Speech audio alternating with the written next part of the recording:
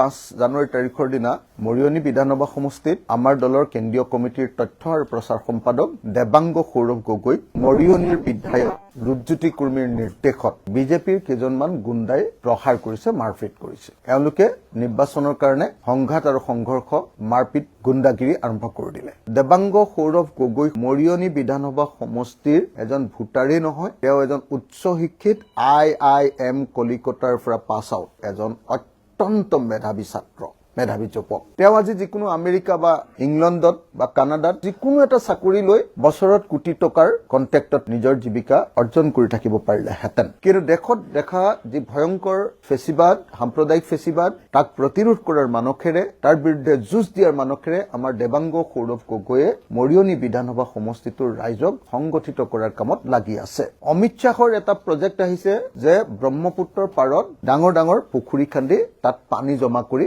ব্ৰহ্মপুত্ৰৰ বানপানী কমাব লাগে। তাৰ কাৰণে আমাৰ মৰিয়নি বিধানসভা সমষ্টিটোত 1700 বিঘা নে কিমানশ বিঘা পুখুৰী খান্দিবৰ কাৰণে লৈছে, আৰু যিবিলাক মাটিত পুখুৰী খান্দিবলৈ লৈছে সেইবিলাকত তাৰ খেতিয়কবিলাকে খেতি কৰি আছে। সেইবিলাক directly village grazing reserve VGR। আপোনালোকে সকলোৱে জানে যে VGR মানে হ'ল গাঁৱৰ গৰু চৰোৱা পথাৰ, মহ চৰোৱা পথাৰ, ছাগলী চৰা পথাৰ। ভিলেজ গ্ৰেজিং ৰিজাৰ্ভ জেনেৰেল মাটিলৈ কনভাৰ্ট নকৰাকে তাক কেতিয়াও অন্য কোনো কামত ব্যৱহাৰ কৰিব নোৱাৰে। এই সকলোবিলাক বেআইনী পদ্ধতিৰে তাত পুখুৰী খান্দিব, পইচা কেইটামান পাব যে এইটো এটা ডাঙৰ প্ৰজেক্ট। বিজু হাজৰিকাই দিয়া MLA বিলাকক উপহাৰ যে ইলেকশ্যনৰ আগত পুখুৰীখিনি খান আৰু পইচা লওঁ। পুখুৰী খান্দিলেতো বহুত লাভ নহয়, আপোনালোকে জানে। কোটি কোটি টকা উপাৰ্জন কৰিবৰ কাৰণে মৰিয়নি সমষ্টিৰ বিধায়কক ইলেকশ্যনৰ খৰচ উলিয়াবৰ কাৰণে দিয়া এইটো উপহাৰ। আমাৰ শিৱসাগৰত কৰিব খুজিছিলে, মই নিদিলো। মই বোলো মোৰ জাগাত জাগা নাই ভাই, এনেই বানপানী হয়, তাত আকৌ যদি আৰু ব্ৰহ্মপুত্ৰৰ পৰা পানী আনি জমা কৰে, এইটো মই অথাই সাগৰতহে পেলোৱা হ'ব মোৰ মানুহক। আৰু শিৱসাগৰ পুখুৰীৰ কাৰণে বিখ্যাত, শিৱসাগৰ পুখুৰী, জয়সাগৰ পুখুৰী।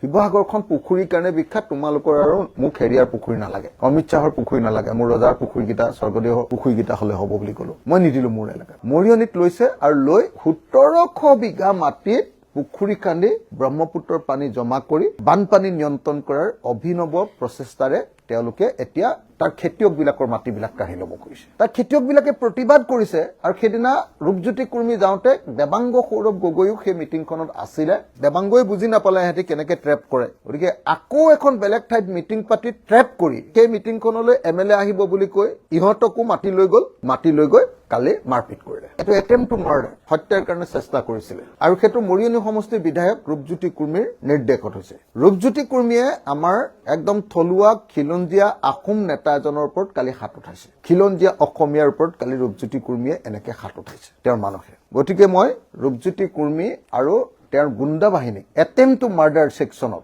হত্যাৰ প্ৰচেষ্টা কৰা ছেকশ্যনত গ্ৰেপ্তাৰ কৰিবৰ কাৰণে দাবী জনাইছো। আৰু মই দেবাংগ সৌৰভ আৰু আমাৰ ৰাইজৰ দলৰ তাৰ নেতৃবৰ্গক ক'ব খুজিছো যে আপোনালোক কোনেও ভয় খাব নালাগে, মই আপোনালোকৰ লগত আছো, অচিৰে আপোনালোকৰ ওচৰলৈ গৈ আছো।